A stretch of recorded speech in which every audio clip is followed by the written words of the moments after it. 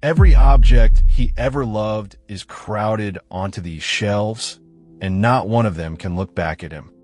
He stands alone in the dim light, the air heavy with the scent of nostalgia and echoes of laughter long silenced. The walls are lined with shelves, each one crowded with objects that once defined his life. A tarnished watch, a faded photograph, a dusty book, each relic a testament to something he once held dear. Marcus has always measured his life by what he could hold, what he could claim as his own.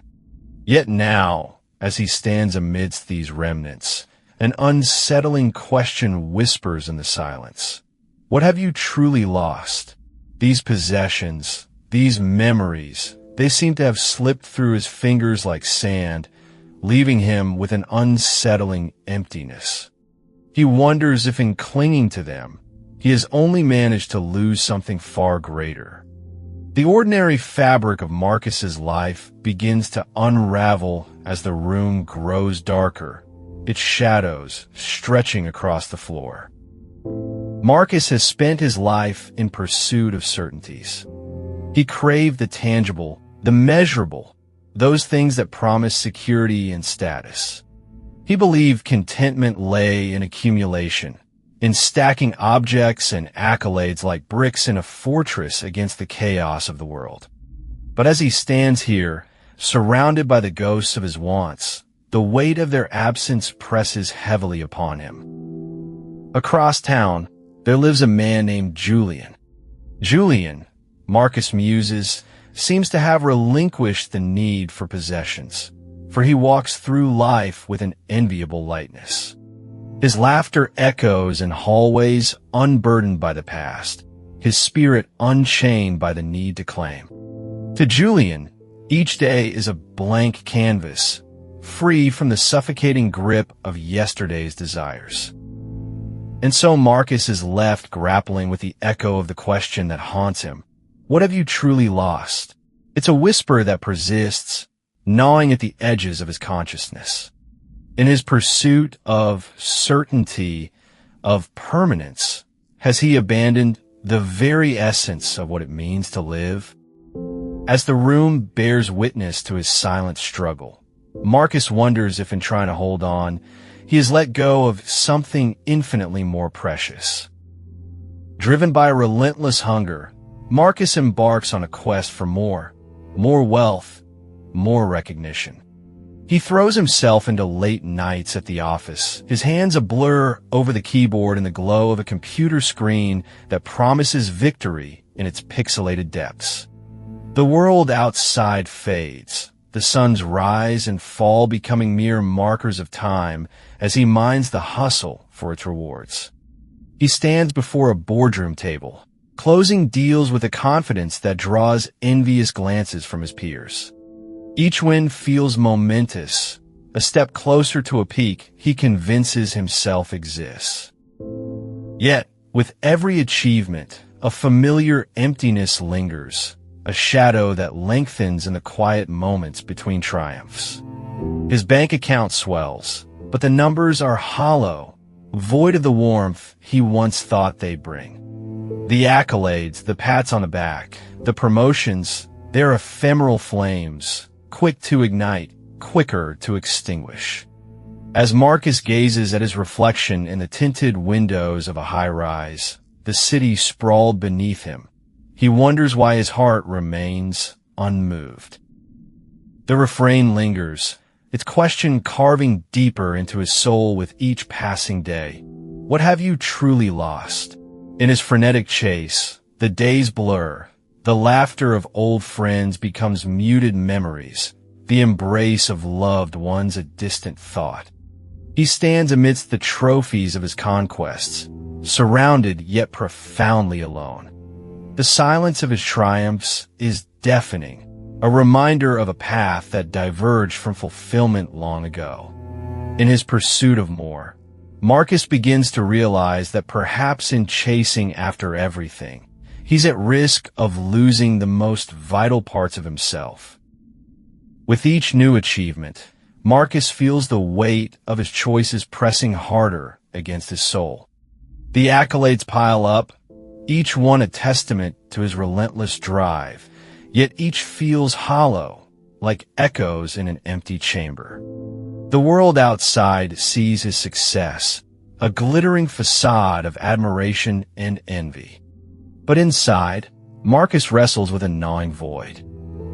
Every evening, he returns to his opulent apartment, its grandeur mocking the solitude that fills its rooms.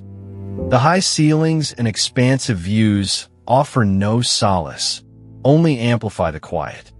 Calls from friends go unanswered, invitations to gatherings discarded. Time, once abundant, now slips through his fingers, devoured by meetings, deadlines, and the never-ending quest for more. He had once cherished the laughter shared with those he loved, the warmth of shared moments under the sun. But now, those moments feel like mere flickers in a long-forgotten dream. He remembers birthdays missed, anniversaries passed by unnoticed, the voices of loved ones growing faint and distant, like music from a past life. The refrain resounds in the stillness of his thoughts. What have you truly lost? Marcus's life becomes a series of transactions, each success bartered at the cost of something deeper. The nights stretch longer, haunted by the specters of relationships that have withered, the intimacy that has vanished. He finds himself surrounded by people, yet profoundly alone, each interaction shallow, devoid of genuine connection. As the city lights blink on, one by one, beneath him, Marcus stares into the night, searching for meaning in the glittering expanse. The question looms larger now, a shadow cast over all he has amassed. What have you truly lost? It hangs heavy in the air, demanding an answer that Marcus fears he might never find. Marcus finds himself drawn to an old friend, Julian, whose life unfolds in stark contrast to his own. Julian, a man of simple means, lives in a modest apartment at the edge of the city. His days are filled not with the pursuit of wealth or status, but with quiet contentment and genuine laughter, traits that Marcus once dismissed as naive. As Marcus steps into Julian's humble home, he is greeted not by opulence, but by warmth. The walls are adorned with memories, photos of family gatherings, letters from loved ones, and paintings created by Julian's own hand. Each object tells a story of connection, of moments cherished rather than possessions acquired. Julian lives without the trappings of success that Marcus has long pursued. Yet, his life seems fuller, enriched by the depth of relationships and the simplicity of his pursuits. He speaks with a calm certainty about his choices, the decisions that have shaped a life that is small in scale, yet vast in fulfillment. As they sit together, Julian shares tales of his day, mundane yet vivid, each word laced with a contentment that Marcus finds both foreign and magnetic. Marcus listens, a quiet envy gnawing at him, as he realizes that behind his friend's unassuming exterior lies a wealth far greater than any he has ever known. In Julian's presence, Marcus sees the truth of Seneca's teaching reflected like a clear, unflinching mirror. Here is a life unburdened by the insatiable hunger for more, a life that has not lost its essence in the pursuit of shadows. What have you truly lost? The refrain echoes again, drawing a painful contrast that Marcus cannot ignore. As the evening deepens, shadows creeping across the walls, Marcus turns to Julian, the question he has held silent finally finding voice. How do you do it? He asks, his tone a blend of desperation and awe. How do you find happiness in this simplicity? Julian pauses, a gentle smile forming as he considers the inquiry. There's a serenity in his eyes, an understanding that seems to transcend words. He looks out the window, where the last light of day lingers in the sky, and breathes deeply. "I just didn't ask for so much," he replies, his voice barely a whisper, yet it reverberates through Marcus like thunder. In that moment, the pieces fall into place, the full weight of Seneca's wisdom settling over Marcus like a heavy, yet strangely comforting blanket. The refrain, "What have you truly lost?" ceases to haunt him, transforming instead into a guiding light. Perhaps, he realizes, the true loss lies not in what is taken from us, but in the grasping, the endless yearning for more that blinds us to what we already hold. Marcus sits in silence, the noise of his previous life fading into the background. The pursuit, the ambition, the restless nights, they fade to insignificance. What remains is the profound understanding that fulfillment doesn't come from accumulation, but from appreciation. In Julian's simple words, Marcus finds a new beginning, a door opening to a path he never dared to imagine. A path where peace is born not from possession, but from acceptance. As you sit with this revelation, a whisper of an ancient Stoic truth echoes in your mind. Amor fati. Love of fate. This is the lesson Seneca offers, to embrace each moment, each loss, not with despair but with acceptance. He once said, "A gem cannot be polished without friction, nor a man perfected without trials." This is the heart of the matter. What you perceive as loss is merely a turning of life's wheel, an opportunity for refinement and growth. In this moment, you are invited to release the chains of your past, to let the shadows of what once was dissolve into the dawn of what can be. It's not about forgetting or dismissing your experiences. Instead, it's about transforming them into stepping stones, each one bringing you closer to inner peace. By accepting the inevitability of loss, you free yourself from the prison of regret and step into a world where everything, even the seemingly unbearable, holds purpose. Reflect on this principle. Carry it with you.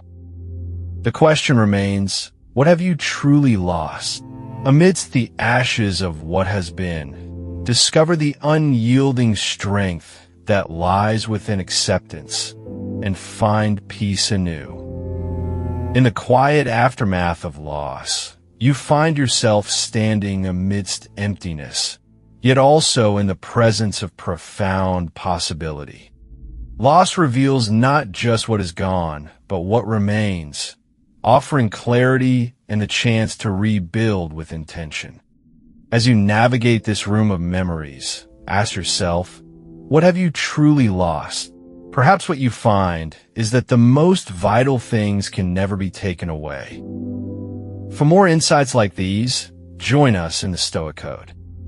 Subscribe for new Stoic wisdom every day. Consider the tarnished watch resting on Marcus's shelf. It counted every hour with perfect indifference, yet it never once distinguished the hours that mattered from the ones he squandered chasing shadows. This is the quiet cruelty of the things we own. They outlast the very moments we sacrifice to acquire them. A hand closed tightly around a coin cannot open to receive a gift, nor can it reach out to hold another's. Seneca understood this paradox, that we do not possess our possessions so much as they possess us, binding us with invisible threads of worry, of maintenance, of fear of loss. The man who owns much must guard much.